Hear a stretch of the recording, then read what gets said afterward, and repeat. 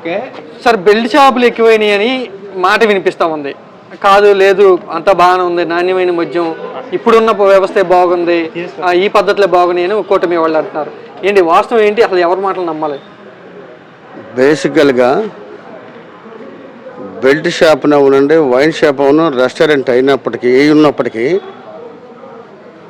ఈ రాష్ట్రంలో మద్యాన్ని ఎక్కువ సేవించేది వీకర్ సెక్షన్, బడుగు బలహీన వర్గాలు. వాళ్ళు సంపాదించే 500-600 రూపాయలు రోజుకైతే 350 రూపాయలు రోజుకి ఈ ప్రభుత్వాలు దొంగిలిస్తున్నాయి ఆ డబ్బుని. తద్వారా వాళ్ళ కుటుంబాల్లో కలహాలు వస్తున్నాయి. తినటానికి తిండునట్ల భార్యకి బిడ్డలకి. నాణ్యమైన మద్యం అంటున్నారండి. నాణ్యమైన మద్యం ఆల్కహాల్ ఏది స్పిరిట్ కలిపితే అది నాణ్యమైన అవుతుంది కదా, రకరకాలుగా ఉంటుంది. ఒక కెమికల్ కొట్టి ఇంకో కెమికల్ కొడితే ఒక స్పిరిట్ కొడితే అది వస్తుంది. స్పిరిట్ అనేది దాదాపుగా పర్సంటేజ్ని బట్టి ఉంటుంది. దానికి ఆ పర్సంటేజ్ దాటితే అది మనిషికి ఇబ్బంది తాగటానికి. ఇట్లా ఈ కల్తీ మద్యం వల్ల కూటమి వాళ్ళు కోట్లు వెనకేసుకుంటున్నారు. ఇదంతా కూడా వాళ్ళ కనుసంధానంలో జరుగుతుందని. సో ఇప్పటి వరకు మన దగ్గర ఉన్న సమాచారం అయితే ఈ సంవత్సరంలో 5,360 కోట్లు కూటమి ప్రభుత్వం దొంగిలించింది జనాల దగ్గర. సో ఎన్నో కుటుంబాలు రోడ్డుని పాలవుతున్నాయి. దయచేసి దాన్ని ఆపమని మేము చెప్తున్నాం.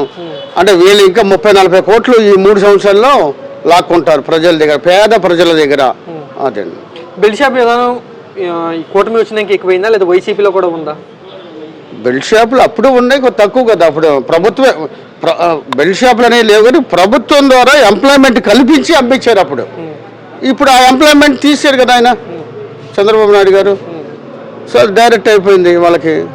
ఎవడిష్టం రాజ్యం వాడు అమ్ముకుంటున్నాడు అంతే. బెల్ట్ షాపులన్నీ కూడా కూటమికి సంబంధించినటువంటి నేతలే నడుపుతున్నారా? కూటమికి సంబంధించిన కార్యకర్తలే వాళ్ళే నడుపుతున్నారు. కూటమి ఉన్న ప్రజాప్రతినిధులు ఉంటారు కదా, వాళ్ళ తాలూకా వాళ్ళు నడుపుతున్నారు, అమ్ముకుంటున్నారు శుభ్రంగా. తద్వారా కూడా రాసేది పేద ప్రజలే. మళ్ళా అది వాళ్ళ ఇష్టానుసారంగా అమ్ముకుంటారు రేట్లు. మద్యం విధానంలో ఎవరి పాలసీ బెటర్, జగన్ దా చంద్రబాబు గారిదా? ఐ థింక్ నేను జగన్ గారిదే బెటర్ అంట. ఎందుకంటే ఆయన మంచి ఇది ఇచ్చారు. అసలు దీని అంతకు ముందు తక్కువ రేట్ ఇచ్చారు. రెండోది ఏంటంటే ఎంప్లాయ్మెంట్ కల్పించారు ఆయన. అది చాలా మందికి.